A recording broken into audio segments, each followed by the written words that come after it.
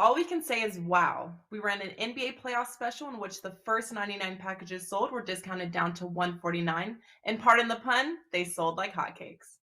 Well, NHL fans, do not fret as we are not only matching that offer, but we are actually making it better. Starting Monday, April 25th, the first 99 packages sold using the code PUCK149 will not only get the entire NHL playoffs for only $149, but they will also get the rest of the regular season for free. That means that you can get over 2 months of NHL through the Stanley Cup Finals for under $19 per week. That's paying less than one single play package regularly priced at $25. Do not get shut out as coupon code PUCK149 is good at both WagerTalk and Sports Memo and only will be available for the first 99 packages sold, but you may use this code to purchase more than one NHL playoff package.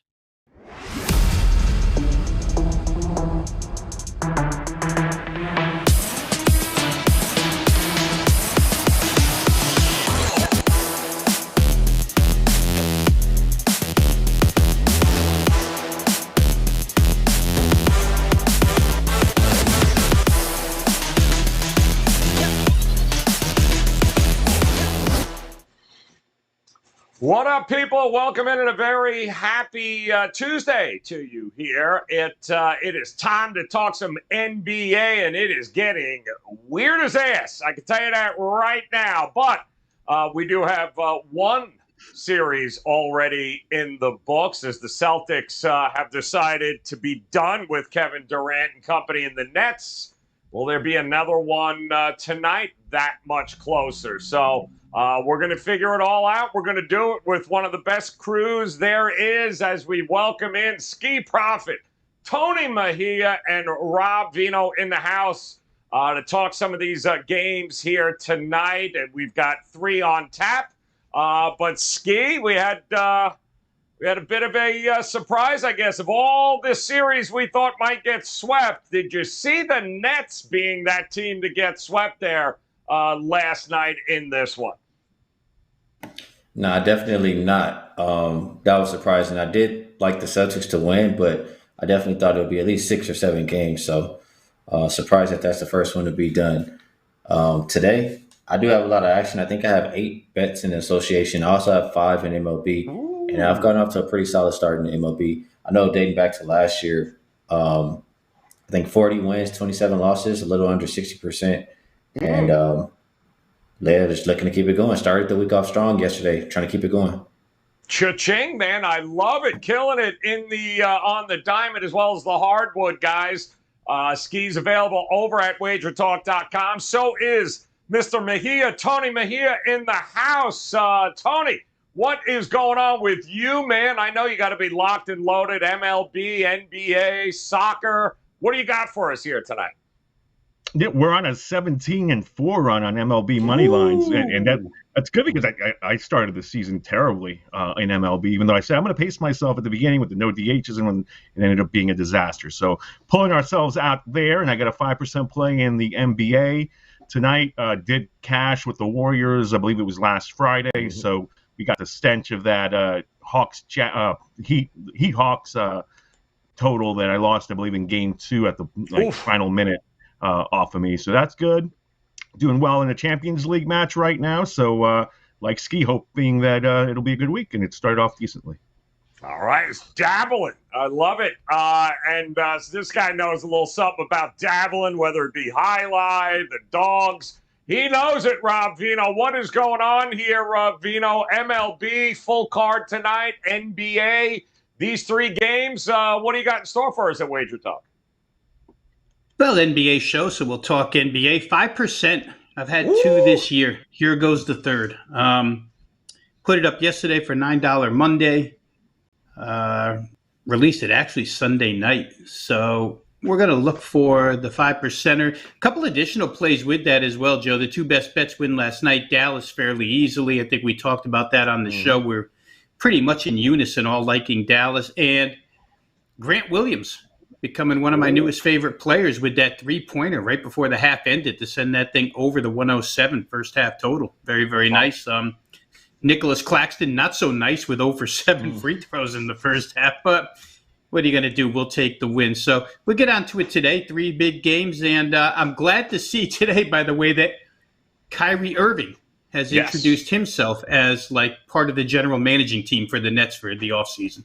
Yeah, it was nice for him to offer his services like that, isn't it? Unfortunately, it just didn't translate on the court for a win. But hey, there's always next year. And like I said, I'll say it again.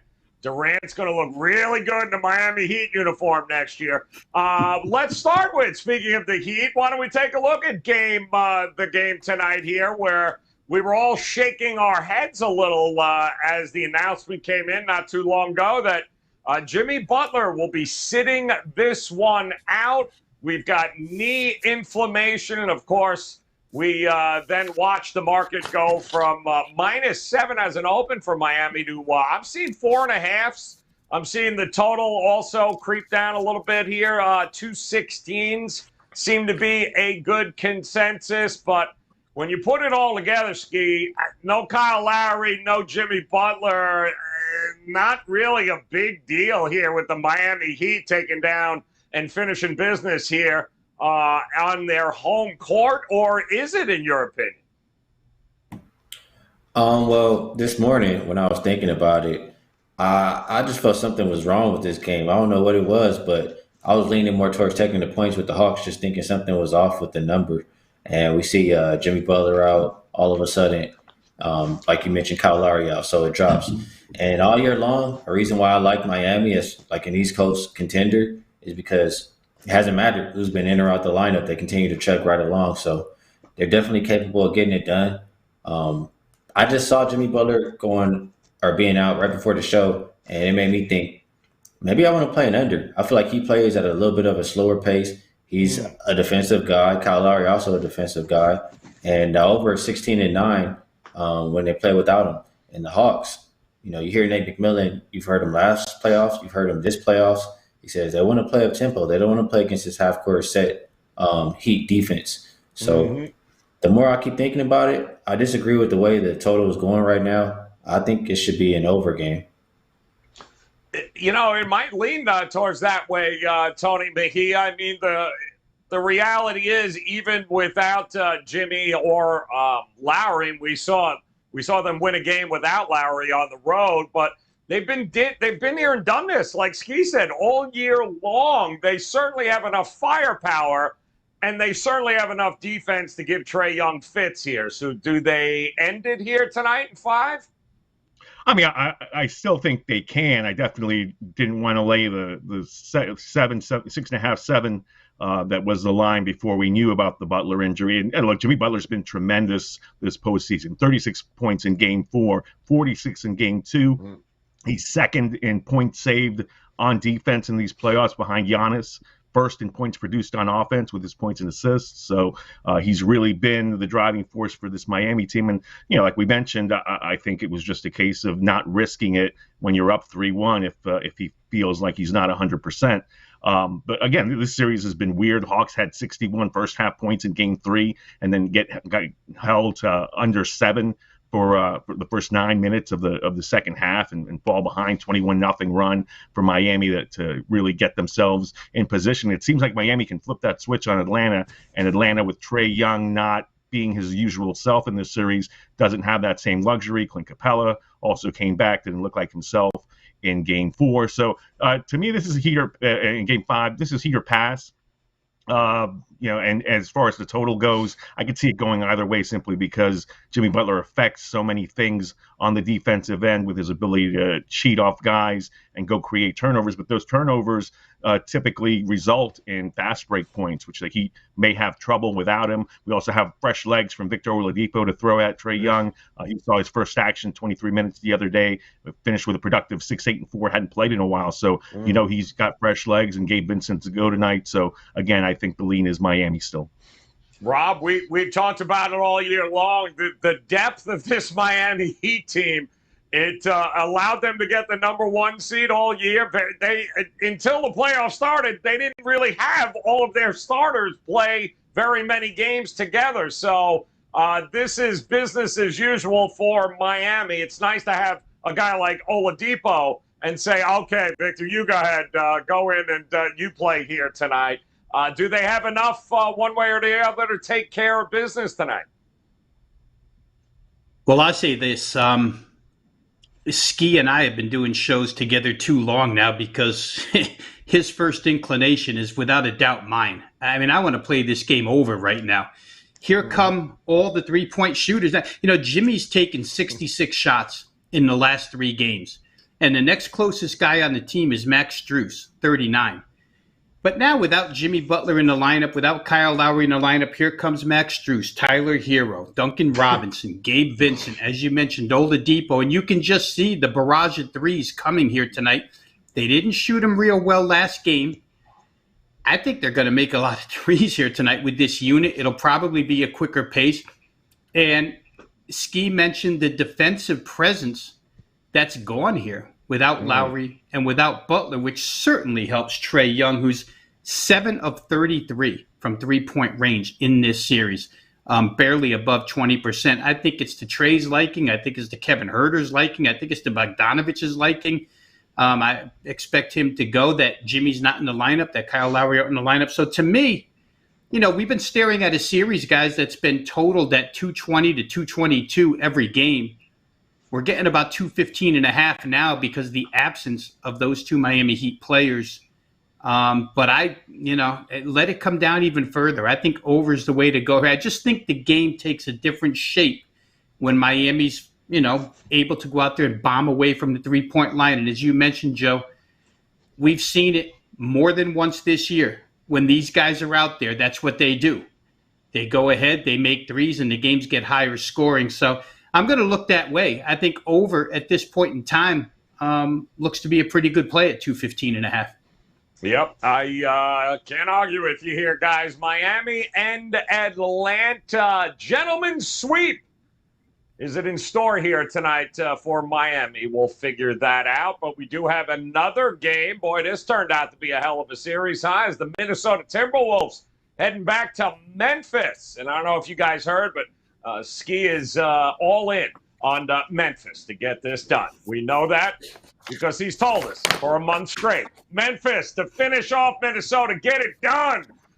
This line opened 7. I think we're seeing 6 here, Ski. We're also seeing that number come down through 32.5. I saw 233s, and boy, oh boy, that came crashing down. 230s now across the board. So I'll ask you if you think Memphis is going to win. I know you think that, but talk to me, man. How do you approach this game tonight? Well, I'll give you a couple of different ways to make some money. I think John Morant is a solid pick for over his 8.5 assists. It was 7.5 a few games ago. They've now raised it, but he's averaging closer to 11 in this series. And Minnesota's just, 4th. They give up the 4th most assists to opponents so far this season. So I like that prop right there. And the first quarter total, so far, I don't think we've seen a first quarter go under 60 points. You're looking at a 60 for this one, and I think they average closer to 64, 65. So I like that one again as well. And I'm going to be honest with y'all, man. The only reason the Timberwolves won that game is because they had a lot of help. They had a lot of help from some people. By the end of the first quarter, everybody for the Grizzlies was in foul trouble. You heard what the coach had to say. If it doesn't go that way today, which I don't think it will with the Grizzlies at the house, it could get ugly. I look at Timberwolves games. Out of their 38 losses, they've only covered 5 of them. They usually, when they either lose or, they either win or they lose bad. And for the Grizzlies, out of their 58 wins, they've covered 52 of them. Grizzlies, 18-9, straight up and against the spread off of a loss, 10-4 at the house, winning by an average of 9.6 points per game. I think it starts early. I think they're pissed off by how that last game went. I like them first half. I like them full game. And I like the other plays that I mentioned. Yeah, it's crazy. Double-digit leads don't really matter that much. It's usually Minnesota who's got them there, Tony Mejia, and then it's hold on because here comes Memphis at some point in the game, so maybe another live betting opportunity. But if Minnesota's going to win this, it appears Karl Anthony Towns has got to be a big part of it. They're 2-0 when he scores 20 or more points in a game. Other than that, not so good here for Minnesota. What do you think? Yeah, 11.5 points on a combined 11 field goal attempts. in those 2 losses for Towns. So yeah, he's got to find it and do it on the road. And look, typically I would advise against backing the Grizzlies for spite's sake from the officials, because you rarely see them called out the way they were after this game, rightfully so. Taylor Jenkins said most poorly officiated game I've ever seen in my career. Never seen a more inconsistent and arrogant officiated game. Well, wow. These refs are a brotherhood the same way the players are, and they do not take kindly to that. But that being said, and this, I think, it might get us into trouble with this first quarter over, which I've hit on a couple of times in the series, because these 2 teams are the highest scoring first quarter teams in the league. Maybe they will let them play. Maybe they'll give them their wish, because 4 Grizz starters had 2 fouls by the end of the first quarter. They racked up 25 for the game. So if Mark Davis, who I like as an official, probably one of my favorite officials in this league, if him and his crew let these guys play, we could see less stoppages. And yeah, there was a lot to what Memphis had beef with: 33 fouls resulting in 40 Minnesota free throw attempts. Wolves got called for 23 fouls and only got 25 free throws. So it was basically that. I definitely agree with Ski on the assists as well. He had 15. Ja Morant in this most recent game, and he even commented, he's like, they're not letting me get downhill anymore, so I'll just take what's being given to me, which in the most recent game was Desmond Bane, who's really picked it up and is shooting well, so he's back at home. He might be a prop that you might want to get with points and rebounds. I think it's 25.5. So, yeah, I mean, plenty of ways to bet this game. It's definitely going to be an exciting one, and Towns, obviously, the X factor, and the refs. Yeah, well, the refs appear to be more of an X factor in a few games in this round 1 than we thought there, Rob Vino. Scotty Foster. So let's talk about this here, Vino. It seems that the market is not happy with. Don't expect a whole lot of points here.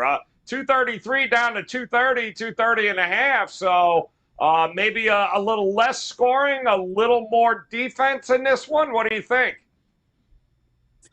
Well, a couple of things. Where the fouls are concerned, up until last game, Memphis had been the beneficiary of the whistle in all 3 games. I mean, Minnesota in the first 3 games gets whistled for 88 fouls, and Memphis only 66. That's, 29-22 per game. Minnesota had more fouls in every game. A couple of games where Karl Anthony Towns had 5 fouls and took him out of it. So up until last game, the style that Memphis plays had really worked. It was the last referee crew that got under their skin a little bit, and under Taylor Jenkins' skin. I'll say this. They have found ways to take Karl Anthony Towns out of games, and getting him to commit personal fouls is one. They've frustrated him a couple of times. And then last game, you see him score 33. And I said this earlier, that he's running around the court like he's Wilt Chamberlain, destroying people, and I don't think that really sits well with Memphis. I feel like they've got the defensive capability to keep him quiet, or at least quieter than 33 in this game. To me, they're still the better team, guys. If you take Karl Anthony Towns out of it just even a little bit, I'm not so sure that D'Angelo Russell and Anthony Edwards can win this on their own. To me, the depth on the Memphis side is much better. Since they've relieved Steven Adams of his duties, they've been better. Brought him back for a couple of minutes. Last game, I guess they brought him back for a couple of minutes. But for the most part, they've tried to go a little bit smaller, use Brandon Clark. I think that Memphis is a determined team where probably first half works here. Memphis -3. They've been a great first half team. I think their last 33 games of the regular season, they were 24-9. First half with there are 23 of those 24 wins, I think, were by 5 or more. So here you're only laying 3. It is interesting that there's Minnesota money out there, and there seems to be Minnesota money in every single game of this series. I don't know that holds true here tonight, though. I mean, we saw Utah money in that game against Dallas last night. They got destroyed. I'm going to stick with the better defensive team. I know if Tony Finn were here, he would tell me that Minnesota has better defensive metrics. But the night he told us that, that fourth quarter happened and Memphis held Minnesota to 12 points. So I know they can ratchet it up when necessary. I think first half -3 is probably the way to go. And just to add to what Ski was saying about first quarter total, the first quarter totals are averaging over 64 points a game. And a lot more of that is due to Minnesota than it is Memphis. Minnesota in the first quarter has been the team. I think they've averaged like 34 or 35 per game in the first quarter. So maybe a Minnesota total that's been working and is, I don't know, sits about 28 or 29 here. We'll see. David Guthrie, as far as totals are concerned, Joe, right now, Mark Davis, I have him as 4-1 under in the playoffs. If you got the playing game, so maybe that's a little reason why the numbers crept down. But I think it's more due to Memphis defense tonight. Both 36.3, Rob, to be exact. That's what Minnesota is averaging in the first quarter by themselves. And both of these teams in the postseason, they are the top two teams in terms of pace in the playoffs right now. We'll see if that continues here tonight as Minnesota and Memphis. Winner going to have a big, big edge heading into game number 6. So we'll see what happens. 7:30 Eastern time tip-off with that one.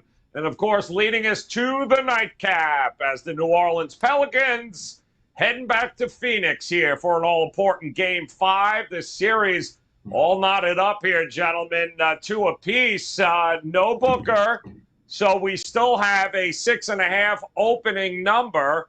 And with that opening number of 215.5, that has come down. I'm seeing 214, 214.5, but not a lot of movement right now on the spread. So, Ski, what do you think here, man? I guess a little home cooking, maybe exactly what Phoenix needs here tonight, along with, a healthy dose of Chris Paul here.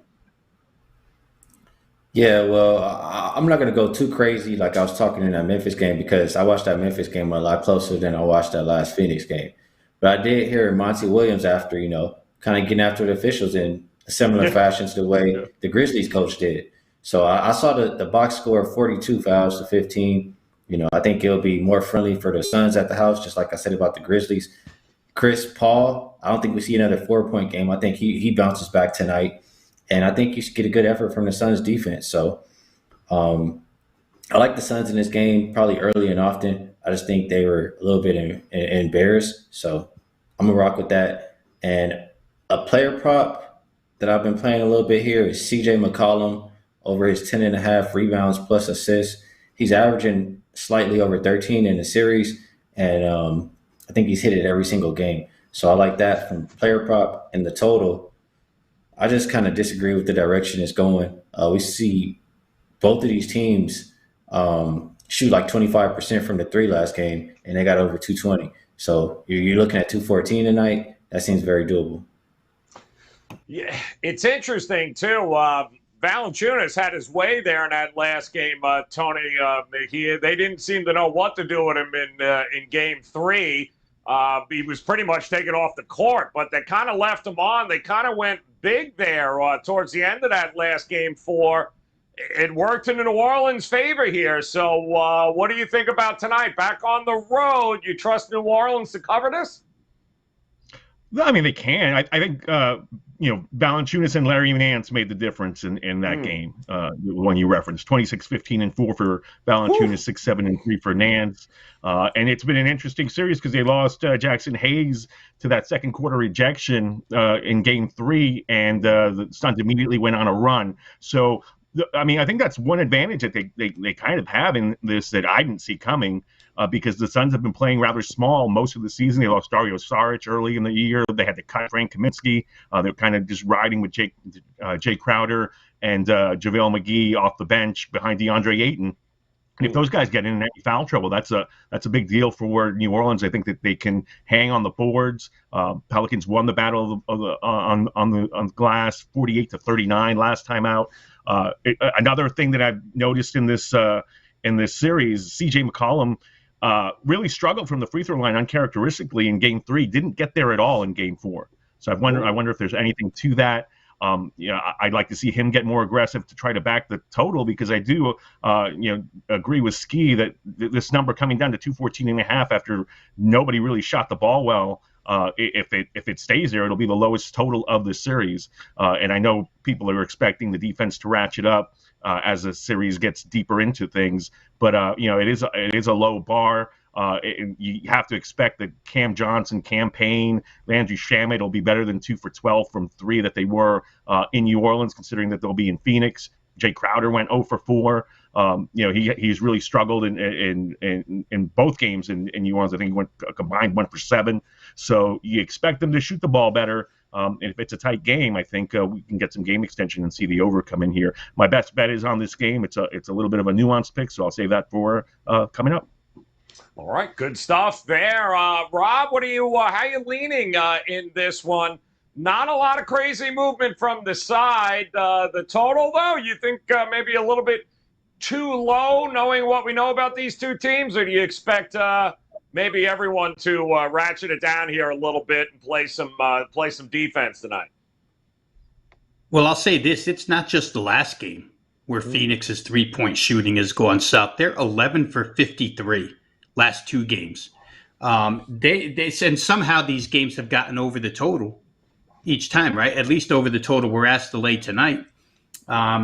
So I could see better shooting, especially Cam Johnson, right? He's a guy that as soon as they lost Devin Booker, I expected he's going to, take up a lot of the minutes voided by Booker's absence, and he would, take up some shots and hit some threes, but it hasn't really happened for him yet. Maybe back at home, it happens right here. But if they shoot any type of percentage that they're used to shooting from 3-point range, then you have to agree with full game over in this one. As much as Valanciunas may have made a difference for New Orleans late, DeAndre Ayton has been a beast in the last 2 games. 24 of 34, 70.6% from the floor. He's put up 51 points in the last 2 games, so he's doing his part. New Orleans can't seem to handle him. Again, Phoenix is the veteran team here, and New Orleans is the upstart. I'm not going to call them young, because there's nothing young about CJ. There's nothing young about Brandon Ingram. There's nothing young about Valanciunas, Devontae Graham. But they're an upstart-type team. I think the experience shows up from the opening tip here in this game. I think it's an angry team. Chris Paul, listen, Alvarado got under his skin late in that game. He's very, very pesky. A lot of energy, and I think Chris Paul with a day off, that's the beauty of the playoffs, right? You get a day off in between for all these veteran players. I think he comes out early and plays well. I like Phoenix first half. They've won every single first half in this series by more than 3.5 points. The only one they didn't cover, they laid 5.5 and won by 5, 61-56. So they've been the better first half team for sure. And where the total is concerned, the points have come in the second half of all these games. I could go over the numbers real quick. If you look at the second halves here, 122, 122, 118, and 121. Phoenix first half I like. Full game total. If Phoenix shoots anything from 3, which I think they will, you got to like that as well. So maybe those are 2 ways here to go. And I meant to say this last game, but I like the way when you ask Ski what he likes in the Memphis, Minnesota game, he said, I'm going to tell you a couple of ways to win money. Not what I like. This is how you win money. You play these things. So there's some confidence there that I like.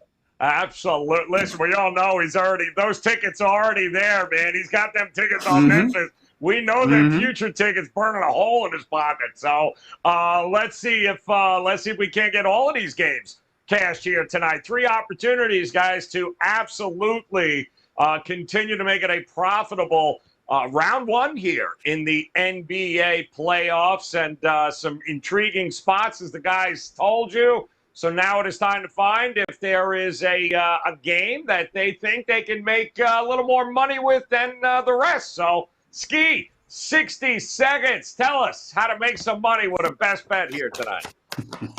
Yeah, I mean, that's what we're here for, right? Y'all don't want to hear about who I like. Y'all want to hear about who's going to help y'all better yourselves in your pocket, your wallet. He likes the Lakers. That's enough said. Yeah, see, there you go. Best bet, I'm going to stay with that same game you were talking about, Rob. And, I feel like all of those plays were good plays, but I just think, you got a real pissed off Grizzlies team. I think in general, they were better than this Timberwolves team. The T-Wolves team doesn't even have a winning record versus competition. I want to say there's something like 12 and 18, 40% straight up. And there's only been 1 7 seed to be the 2 seed since 2003, since they changed, the way the first round was from 5 games to 7. So I think it starts tonight. I think the Grizzlies get the job done by margin here. Grizzlies -6, -6.5, whatever it is, they win by double digits. Oh, I love it. Push it all in on the Grizz here tonight. Get her done. Love it. Tony Mejia, come on, my man. Champions League, MLB, and I know you got a best bet for us here in the association tonight. Yeah, I mean, freebies are 6-1 over the last 7 at wt.buzz/TM. So you can check out my page for a MLB free winner. Been heating up at MLB, and 5% play is up and available. I like to give out client plays on these shows, so this is a client play I also have going, but it's not the 5, obviously. And it is along the lines of what Rob Vino was talking about. Did you know that the Suns, while they're having issues in the third quarter in this series, have actually outscored New Orleans by a combined margin of 118-87 in the second quarter? So wow. You're only laying 1.5. It's a substantial advantage that they've managed to withstand despite losing Devin Booker and besides guys like Cam Johnson and Crowder and Cam Payne struggling. They're still getting it done. So I'm going to go ahead and continue that theme, lay the 1.5 points in the second quarter with the Phoenix Suns. Boom! Let me just hit place bet right there. Very nice, Mejia. Love it. That is how you make money, people. These are the angles we are referring to. And Vino's got one up his sleeve. Come on, Rob. Come on. Ski's telling us how to make money. Mejia, give us one you like here tonight. I know that if Green Room Boofer is watching this show, he loves that play Tony Mejia just gave out. Second quarter Phoenix. We discussed that a little earlier. There's a huge number there. Listen, I'll stretch Tony's play out just a little bit. I really think Phoenix first half is live here. I think that if you like New Orleans, their energy and their youth maybe takes hold later in the game. We see this strategy out of Willie Green here to try and tire Chris Paul. I don't think you can tire him first half. Maybe you tire him fourth quarter by running all those gnats at him, especially Alvarado. But in the first half here, I expect Phoenix to come out and handle their business. They weren't happy with the loss. Last game, coming home here, laying 3.5. I talked earlier about how they've won every single first half in this series by 5. They've covered these games 3-1, and they've won 3 of them by 5 or more. I think they win this one by 5 or more. So give me Phoenix first half -3.5. Boom! And for shits and giggles, if you wanted to put first half Phoenix money line, first half Memphis money line, you're at about 1.5, guys. So just throwing that out there. Here we go for today's best bet, the recap. We got Ski, Grizzlies, first 5 minutes, first 12 minutes, first 18 minutes, first 26. Shit, just bet the damn Grizzlies tonight. Tony Mejia, he is going with his Suns in the second quarter, guys. If it ain't broke, don't fix it. Or if you're seeing a theme going on here, while Rob Vino, he too, man, they haven't lost the first half yet. They ain't about to start tonight at home. Suns first half. Lay that 3.5, guys. Opportunities galore at WagerTalk.com. If you head over there right now and you visit Ski, you visit Tony Mejia, and you visit Rob Vino, 5% play up for Vino. Ready to go tonight in the association, guys. Don't be crazy. Head over there. Grab that. In fact, Tony Mejia locked and loaded, and Ski just added another 13 plays here. So he's up to about 75 plays tonight, guys. That's what happens when he hangs out here on the NBA Tip-Off Show. Get there. No reason not to make it a profitable Tuesday, since we all bet against, playoff Doc Rivers last night in cash tickets. We're just going to keep rolling here tonight, guys. Get her done. Visit these guys. Make sure you hit the bell in the upper right-hand corner.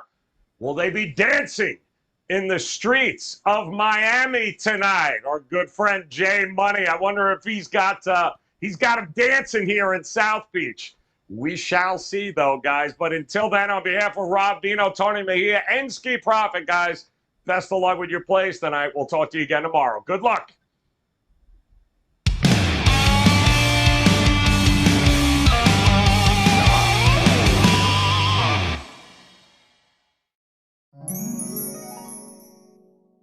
Who will win the coveted crown overall profit leader this year at WagerTalk? Multiple handicappers are in the running, and we took the current top 3 and packaged them together through the rest of the year for one low price, saving you thousands. Our current leaders are up a combined 287 units of profit so far in 2022. Andrew McKinnis is up 154 units, Dave Koken is up 76 units, and Tokyo Brandon is up 57 units. There are over 200 days left in 2022, and a 90-day all access is priced at $7.49 per handicapper. For a limited time, we will toss in the rest of the year for free.